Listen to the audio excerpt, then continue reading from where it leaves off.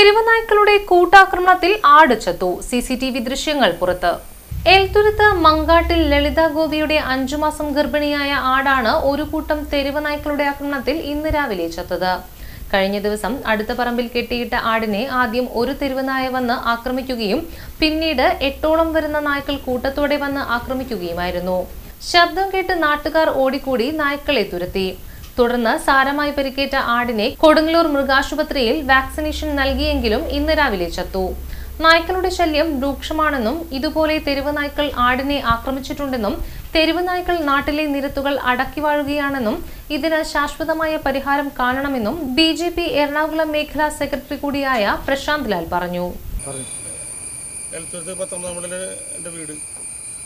ഇന്നലെ ഏകദേശം ഒരു 2:30 മണിക്ക് ഒരു 8 മാസം പ്രായമുള്ള ഒരാട്ടിൻകുട്ടിനെ തൊട്ടപ്പുറത്തെ പറമ്പിൽ കെട്ടുകൊണ്ടായി.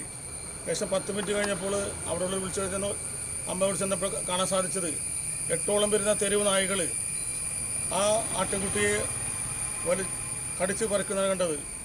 ഉടൻ തന്നെ നാട്ടുകാരെ കൂടെ